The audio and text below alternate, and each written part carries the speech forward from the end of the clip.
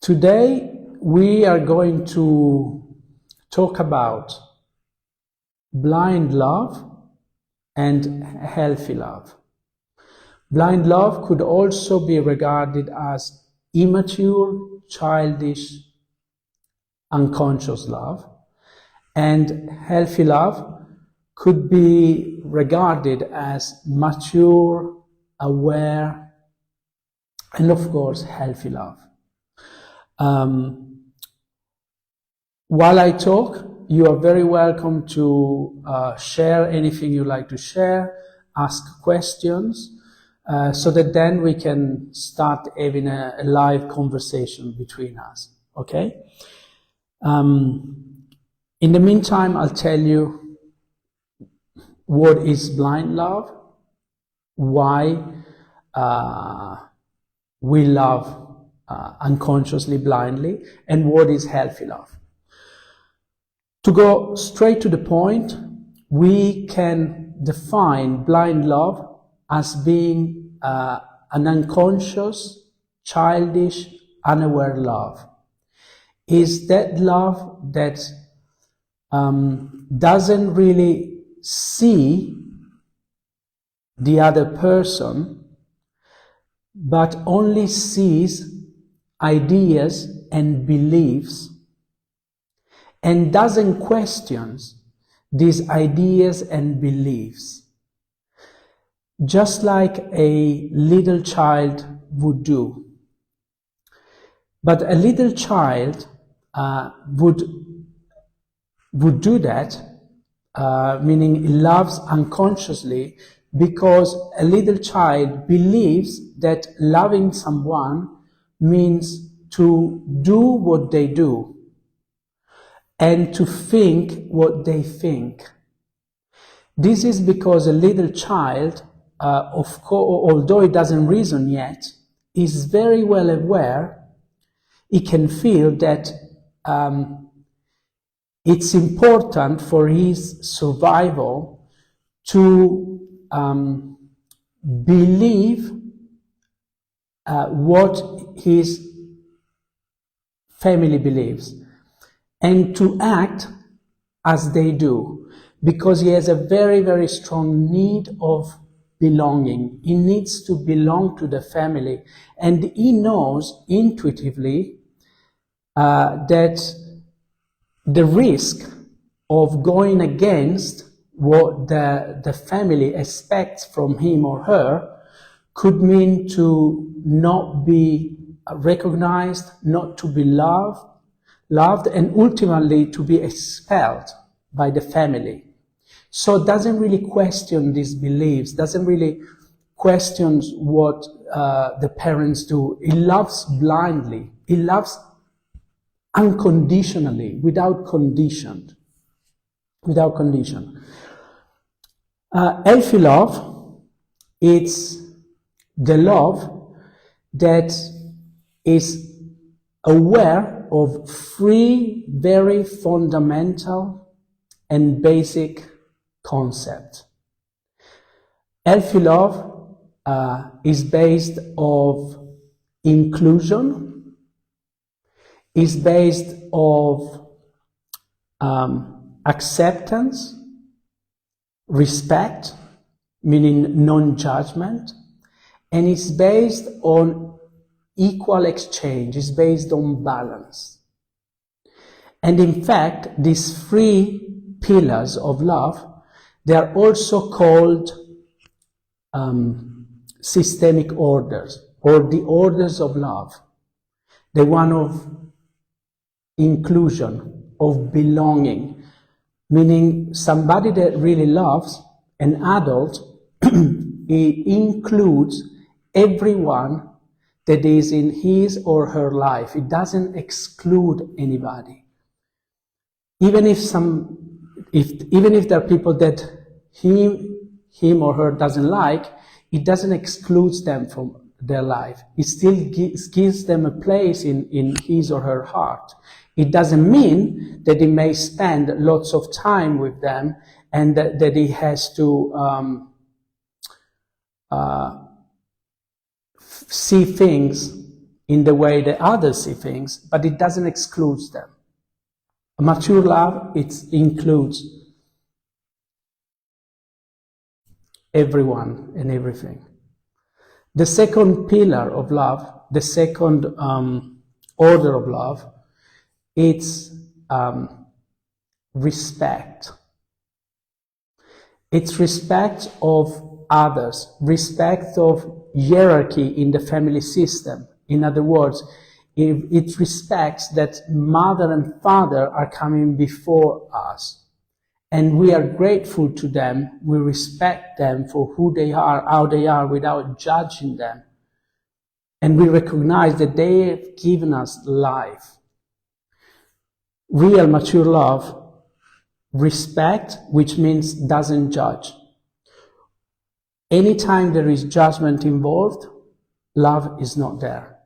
And the mature person is able not to judge, is able to discern that maybe he or she doesn't resonate with some ideas, with some concepts, or even the way that other people behave. Although it doesn't judge them, it doesn't accuse them, and it just simply sees how they are, he or she acknowledges that we are different, we behave differently, we believe in different things, but we don't judge. We respect the other person. We declare, I honor you and respect you just as you are. This is love.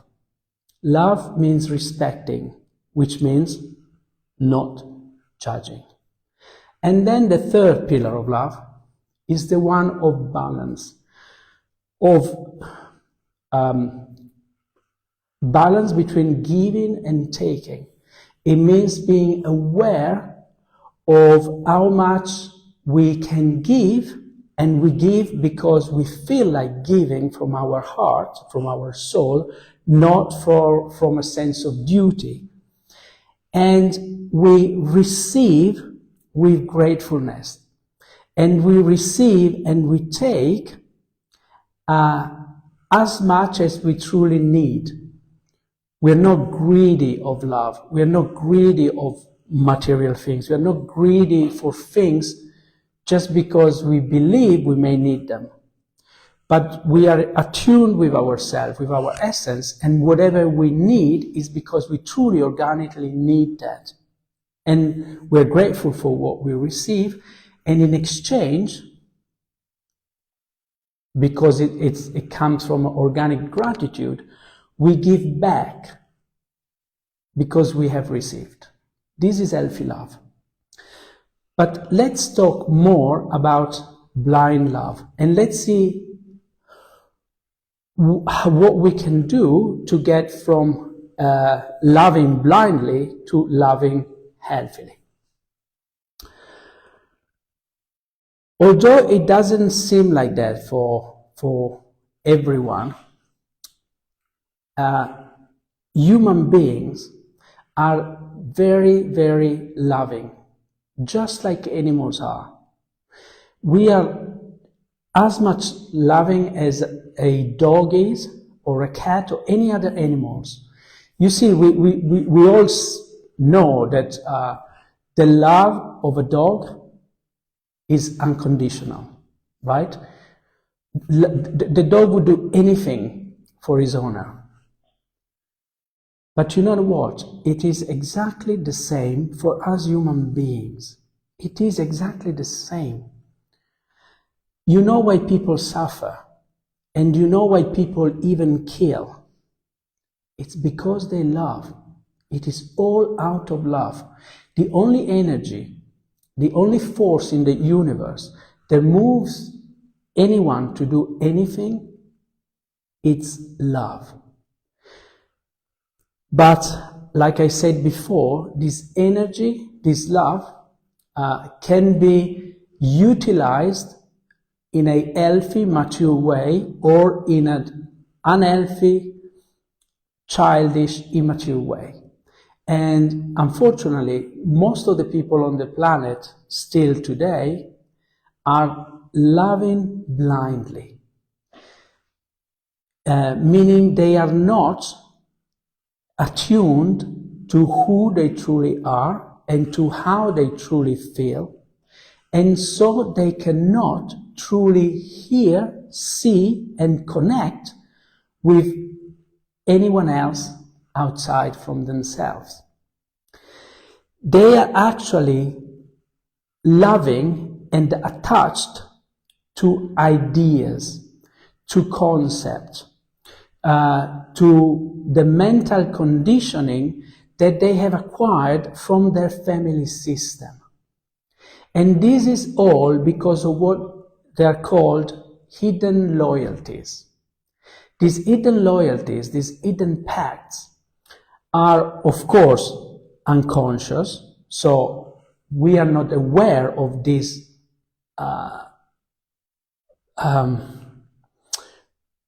dynamics operated inside of us, but in all of us, and science is recognizing that. There's a branch of science called epigenetics that studies what we are talking about, studies the influence that culture and society and relationships and ideas and concepts and beliefs has on our genes. In other words, when I change my beliefs, or when I change the way I behave, I will then alter my genetic imprints. My DNA will change.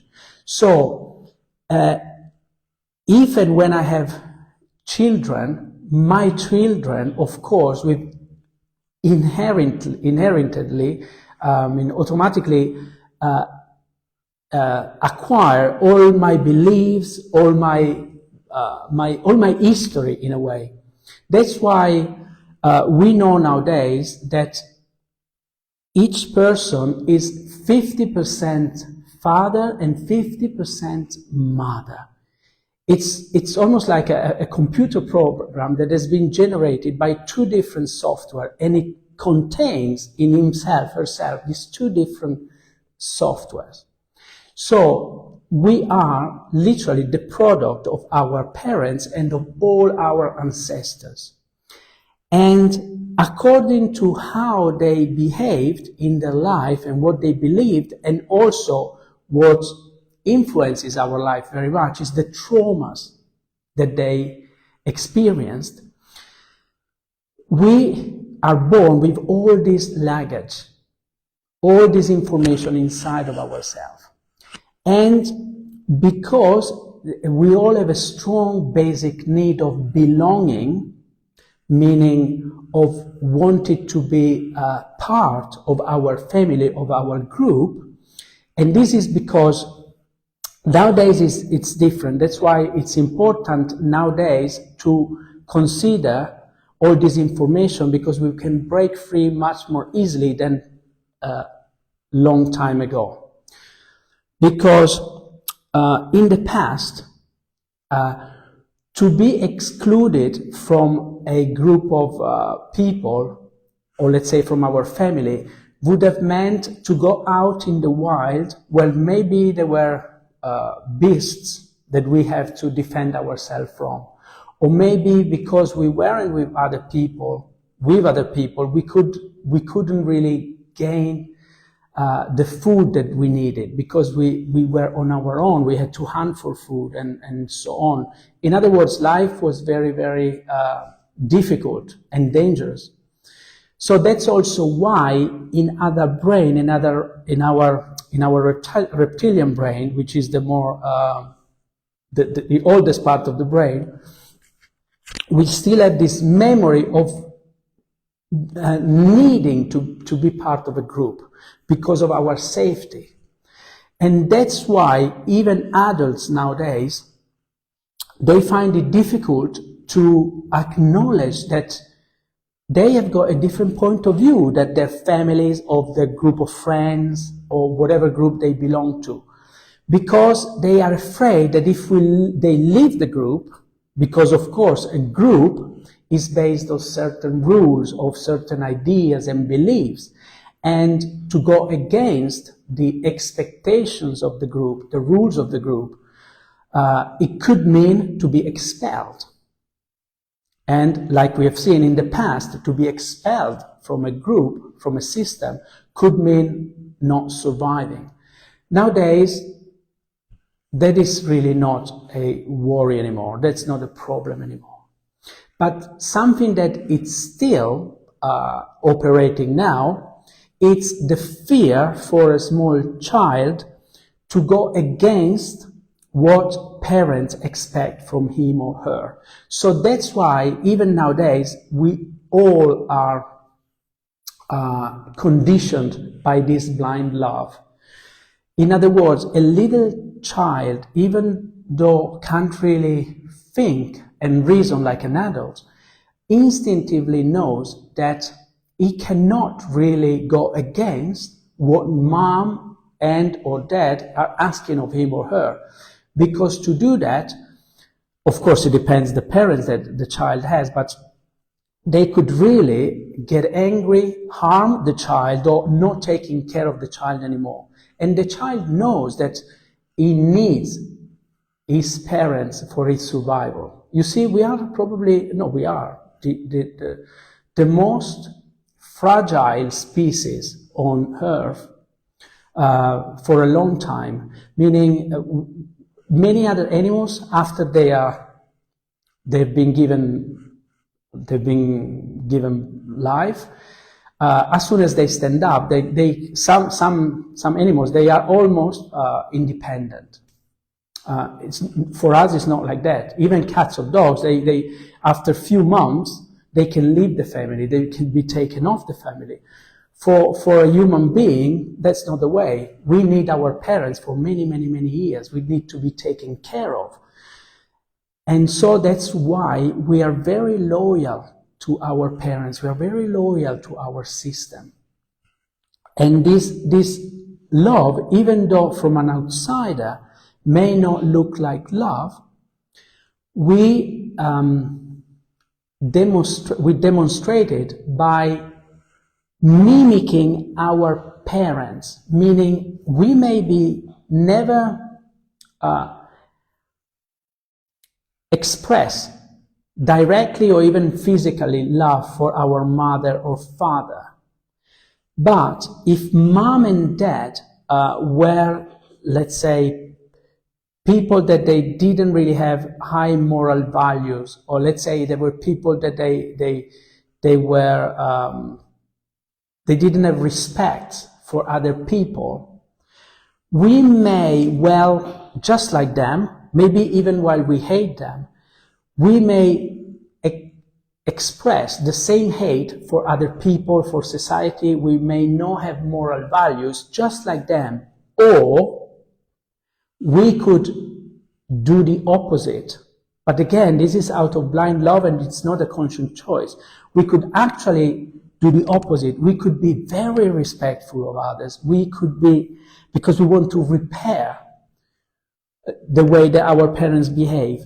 But even this behaving in an opposite way is out of blind love. It's not healthy love, because it's due to this energetic entanglement, it's called.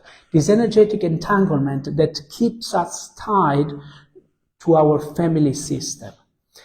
And this means that when we grow up, even though we could behave differently, we could actually choose if we want to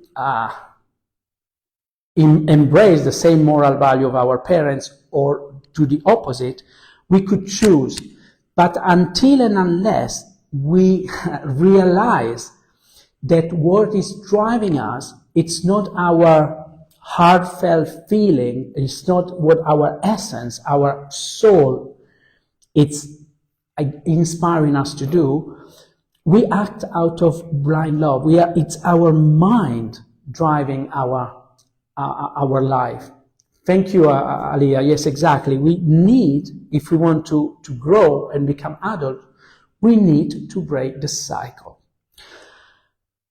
And like I said before, unfortunately, even today, I would say most of the people on the planet, They are still loving blindly.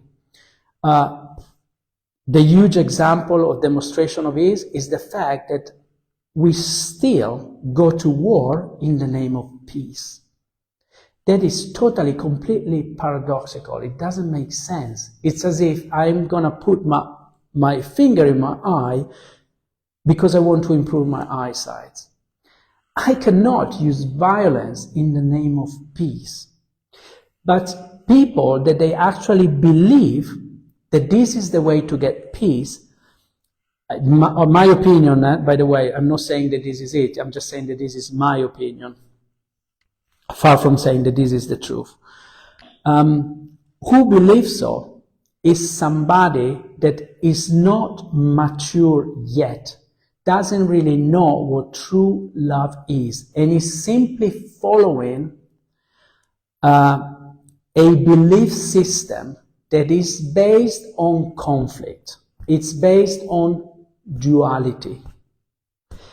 And whenever we believe that we have to fight against something or someone in life, this belief can only come from the mind that believes in the biggest illusion where the all suffering comes from, that believes in duality, meaning that believes that we are separated from others and from life. But you know, our essence, our soul knows that we are actually connected with everyone and everything. If we truly were connected with who we truly are, we could only include everything and everyone. We could only respect then everything and everyone. We wouldn't be comparing, we wouldn't be judging everything and everyone. And there would be balance and harmony within ourselves and outside of ourselves. But again, because we want to belong, and because still now many people, and also probably most of the people, I would even say maybe all of the people in power, that they have politic powers, still believe in competition, still believe in conflict. So the masses are trained to believe that we have to fight against something and against somebody. Look at the media, look at the movies, Hollywood movies, not all of them, but most of them, it's all about fighting the good against the bad. And all this is fueling this conditioning, is fueling this, it's called race consciousness, that believes in duality, that believes that it's you against me, it's me against life, circumstances or whatever. Life is hard. I have to fight for it. And you know what? Nothing could be farther from the truth. But it could be argued, what is the truth? Of course, life is what you make it. Your truth is your truth. My truth is my truth. If you choose to believe that life is hard, that life is a struggle, and that there are enemies out there to fight against, that will be your experience. Because life has only got one word for us. Yes. You believe it, you will experience it. That's how life is respectful of us. But if you change your mindset, and I say this because I did change my mindset a long time ago, because before I changed my mindset, my life was hard. I used to believe in enemies, I used to believe in hardships, and my life was hard, and I had enemy to fight against. Now, I totally have embraced a different reality of life. I believe something else. I believe that we are all one, that there are no enemies. They're just simply people that they have similar or experiences that are not so similar to mine. And so that's why they behave differently. But there's no difference between me or them. It's exactly the same. And life is not against me. Everything, I used to say things happen to me. Then I went to say things happen for me. Now I say things happens through me. Life happens through me. I am life. Life is me. Inside and outside, they're simply concepts. Seriously. Where is the outside and inside? We are energy. Energy has got no boundaries. Vibration gets through anything and everything. Train yourself to even just think and then feel as if everything in yourself is, and everything is energy. There's only energy everywhere. And start to feel more and think a little bit less. And you will see that my words will make more and more sense into your life. And you will experience life in a different way. Aida says, yeah, that's right. We need to raise our consciousness to come out of this. Yes, if we, and that's all we have to do. That's the good news. We don't need to change anything and anyone outside from ourselves. And as a matter of fact, if we wanted to change something outside from ourselves, unless we change ourselves from the inside, nothing much would change. But when we change our inner consciousness, we change the way we perceive ourselves, others, and life, that's all we can do. Then we will vibrate at the different frequencies. We will emanate a different kind of vibration and frequencies in life. And we may then inspire others, if they want to live more authentically. And one of the most effective ways of doing this that I know of today is family constellations. Family constellations allow us to transform the quality of our life, the quality of our energy, because they help us to realize that we are one with everything and everyone, that we are one with Mother and Father.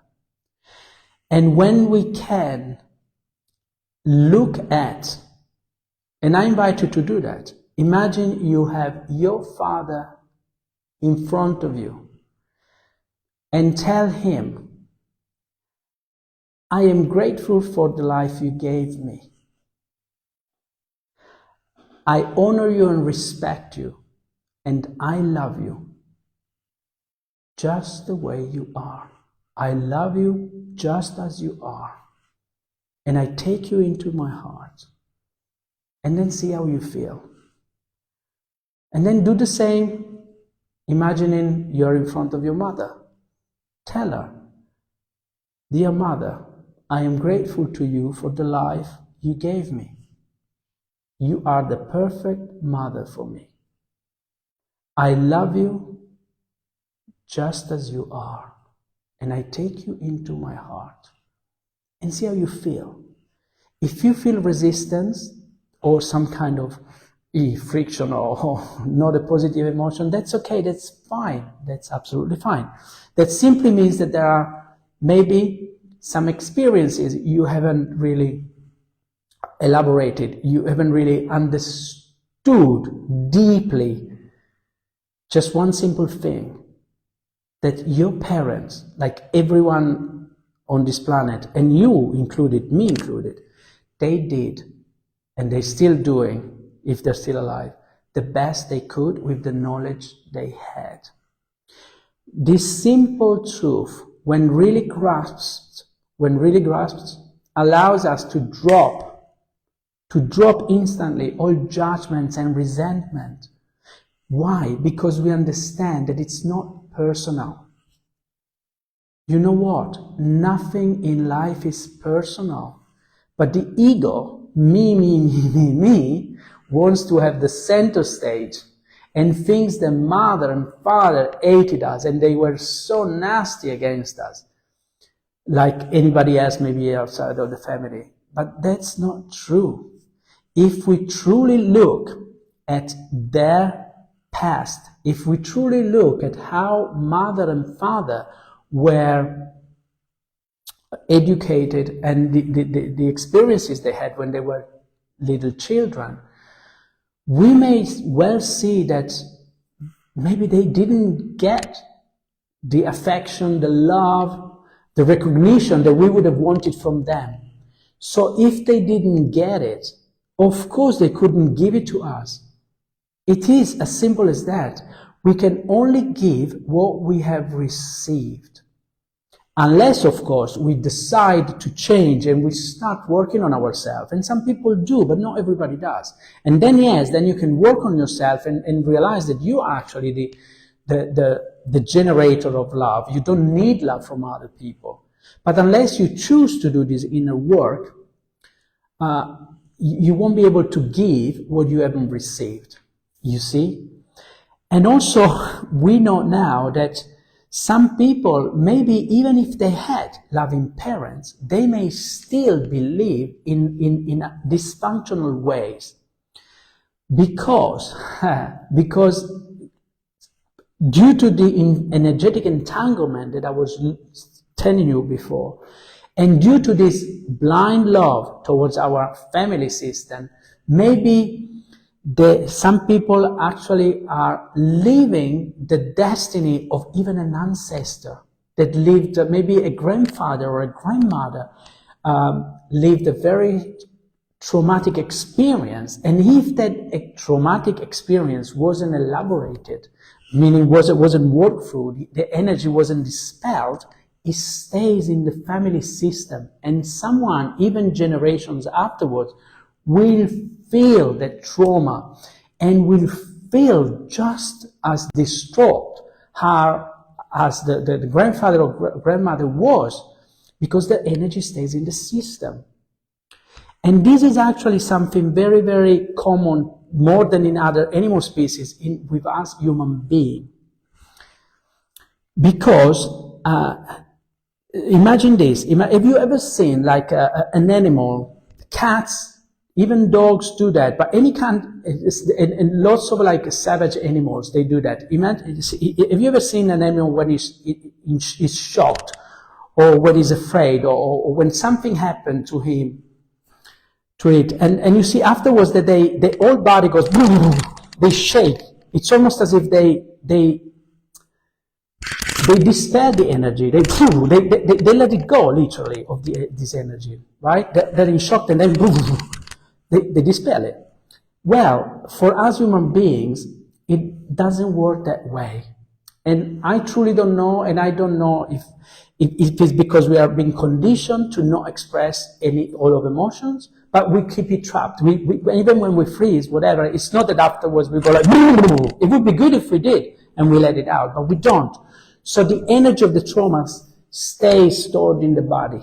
So if then this energy is not expelled somehow, for example, even just like somebody that you're really close with dies, and you don't allow yourself to cry, to express the love that you had, or if you had an accident, if you don't talk it through, and in some family, for example, it's not good to show emotion, then the energy, if the person doesn't elaborate the energy and he or she dies, the energy stays in the system, and somebody afterwards will be affected by that energy. It sounds incredible, but that's the way it works. And again, this is why it's important to be aware of the fact, and it is a fact, and it is a reality, that when somebody is behaving in a dysfunctional way or is aggressive, he or she is not in harmony with who he or she truly is. There is something that is not functioning well in them. And it's not us, we are just the triggers. It's not us that we are responsible for it, but it's their past. Every trauma every anger burst, everything that it's very upsetting is never due to something that happens in the present. It's always the product of something that happens in the past.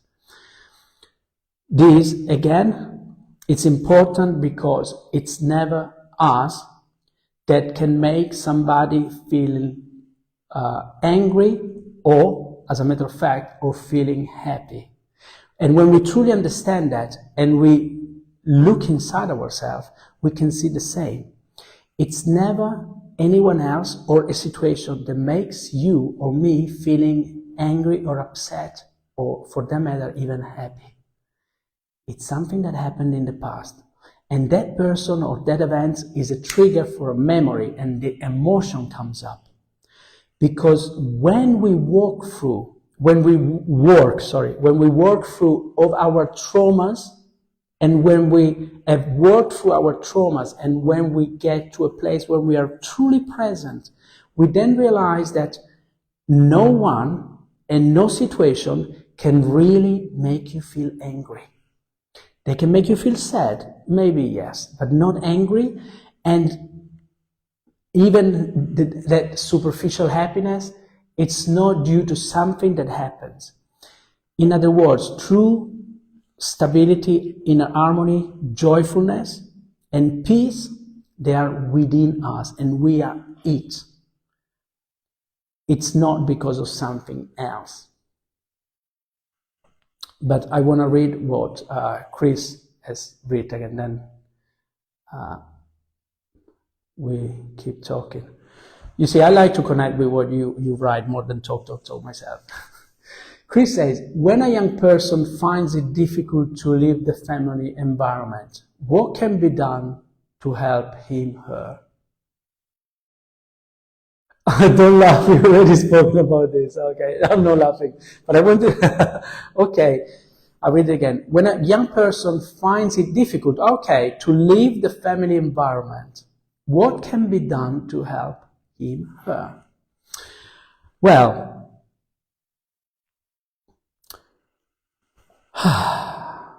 ultimately, the choice to leave the family environment, unless, okay, let's say I am with a family member that finds it difficult to leave the family environment, and I am, let's say, the host. I am the one that is the owner of the house or the space where the family member is living with me. Of course, I have a choice. And I say this to you because we can only work on ourselves. That's where we have true power. So the choice is for the person that is allowing the family member to live with him or her. The choice that I would have is, okay, I am waiting for the family member to choose to leave the family, and I could just wait and maybe wish and not even say a word. It could take a long time because maybe the family member feels so comfortable to leave that, then he or she may never leave. Okay. Now, the other option that I have is to try to persuade her or him to leave. Okay. Meaning I could try to, and persuasion, by the way, is different from manipulation or coercion. It means I could hope that the family member can consider how much better life would be if he or she was living somewhere else and not with me. Okay, that could be another goal that I would have. Otherwise, if I really truly know that I am not happy with that family member living with me anymore, the other option that I would have is to openly say to that person, listen, for whatever reason, I need to have more space, I need whatever it is. So because of this need that I have, I am asking you, oh, by the way, because of this need that I have of having my space, because this makes me feel that this place is too crowded, I'm not feeling good about the situation or whatever, I am asking you to find another place to live. You see, that's another option. And we only have power of working on these three options. Waiting until the other person makes a decision, trying to persuade the other person to make a decision, or stating that we actually want the other person to live somewhere else. And of course we can give a deadline saying, okay, I give you like a month, 2 months, 3 months, or whatever else. And Chris is writing something else. How about, Alias, excuse me, what about giving them coping mechanism to get through this period? Very good. Yes, that's another idea. And by the way, yes, if anybody has got other ideas, throw them in. That's always good to have more points of view. Giving them coping mechanisms to get through this period. Yes, absolutely, absolutely. And in fact, probably the most effective, and since we're talking about love, let's keep it love focused. The most loving dynamics would come from this question. So Chris, ask yourself this question. Ask for, let's say, higher guidance from your higher self, your soul, your essence, God, love, universe, it doesn't matter how you call it, but you could ask. Thank you for allowing me to think, say, and act in a way that produces the highest good for everyone involved. I repeat, whenever we have to make a choice, if we open ourselves up energetically and we ask for guidance because we would like to be inspired to think, speak, and act, basically to behave in a way that would produce outcomes for the highest good of everyone involved, then we are aligning with the most loving energies that there are in the universe. Why? Because we are, and that's a reality, we can admit it or not, we can deny it as much as we want, it doesn't matter, but we are, if we choose to believe it, we will experience, we are one with everyone and everything. And there is and because harmony is the way of the universe. The energy wants harmony. So if I am open and receptive to the thoughts, the idea, the inspiration, and then to pronounce the right word, the appropriate word, and to take the right action that will produce the highest good of everyone involved, it's a win-win-win situation. Yes. Do you see what I mean? It's as simple as that. Because the moment I see me and her or him, in a way we are fighting for something, I want this and you want that and blah, blah, blah, we get already energetically and mentally into a sort of fight. It's not a fight. Life is not a fight unless we want to see it as a fight. So that's why I repeat it. There is no a problem without a solution. Otherwise, it wouldn't be a problem. So every problem has got its solution. So if your solution, Chris, is the one that it is the highest solution, or the solution that will produce the highest well-being, because it's for the highest good of everyone involved, I would say I have no doubts to believe that whatever will have to happen will happen. And you may not even need to do much about it, because the biggest chunk of the work, the energetic work, is what you're doing now. It is. Thank you, Aliyah, for that suggestion, because it's because of your suggestion that actually allowed me to make this link and go, you know, this is how we truly evolve and win in life. When we get out of ourselves and when we truly look at the other person, and we also ask ourselves, what could be helpful for the other person? What can help them? And of course, what can help me? So ultimately, what can help us?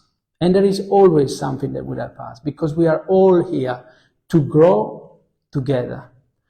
And we have always seen it, but from now on, I would say, and literally it hasn't been that long, I would say, since energies are speeding up and immensely. In other words,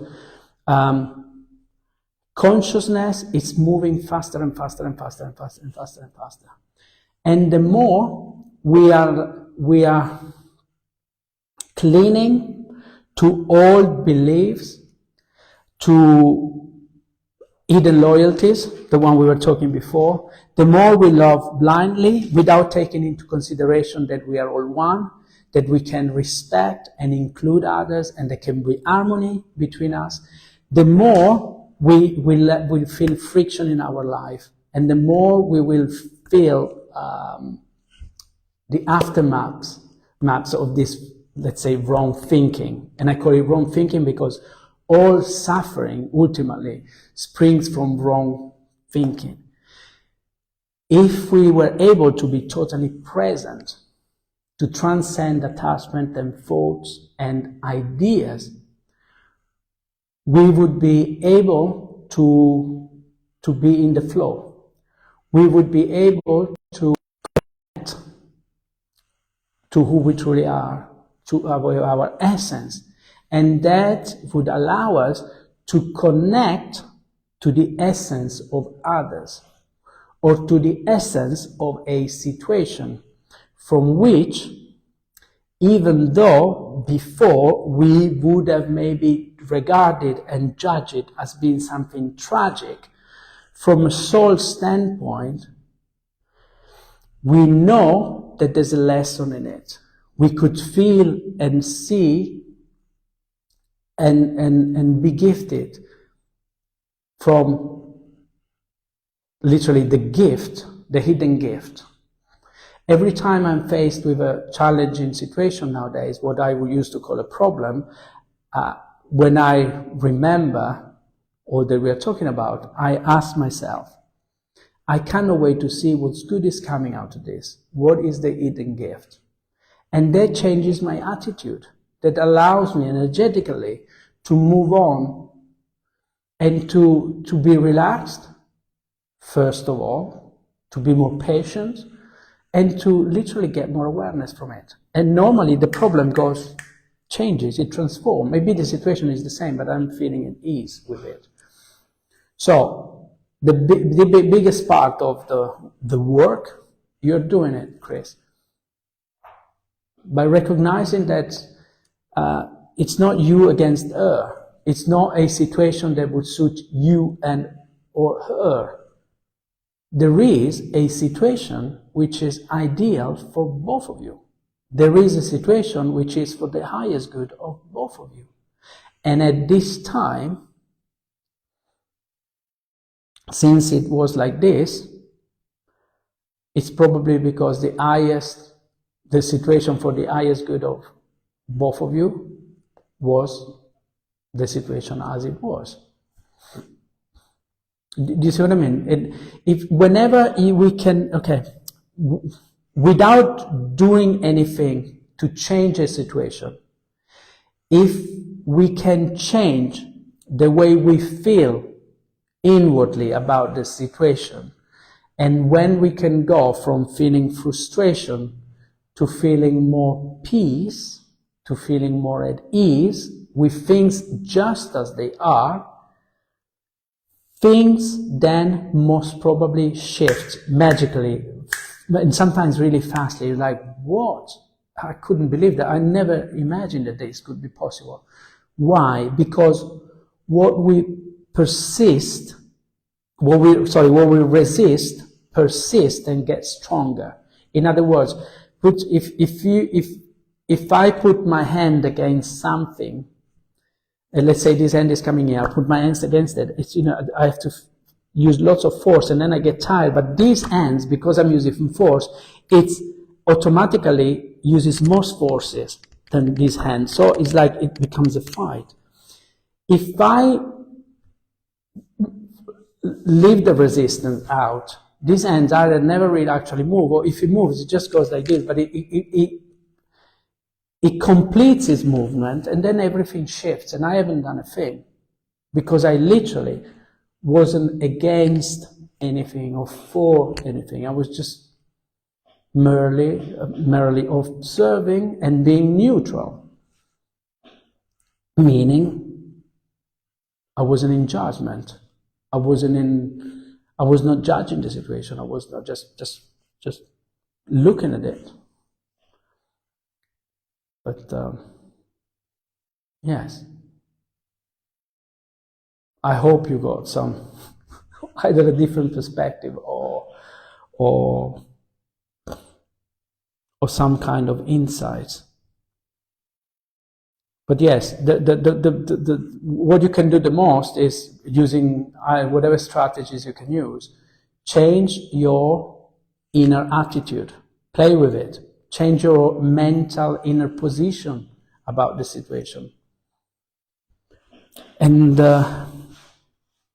see what happens. Again, because we are so connected.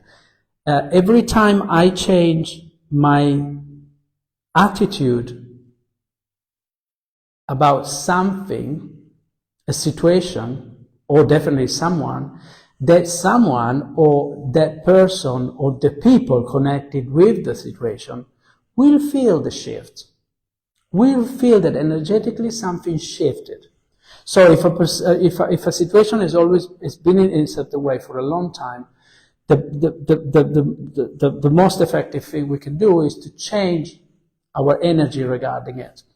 And, of course, it's not assured, but that may have an influence on the situation and the people involved. Again, I see it, we see it all the time when we do a constellation. And that's what we do with constellations, really. What always happens is that the person who does that constellation transforms their position, their attitude that they had towards mother, father, brother, work, life, or the neighbor or a lover. And when they change their attitude, when something inside of them moves in a different direction, the energy shift, then the other person or the people involved, they feel it, and something changes. And yeah, and lots of the time that is more powerful than actually doing something physically, although we may still do something physically or not. But ultimately, it's never so important what we do as much as the consciousness, the energy, the attitude with which we do what we do. That's more powerful than actually what we are doing. It's our intention, our energy, our attitude. Yes. As always, this hour has flown very, very, very, very quickly. I thank you very much, Chris, for your participation. And I also thank you, I don't know if I pronounce your name right, Aliyah. I thank you very much as well. And I wish you a wonderful, wonderful evening. I thank you that you have seen this recorded. And I look forward to seeing you all in 2 weeks' time at the same time on the same group. Ciao, ciao. And ciao, Daniela. I didn't see you before.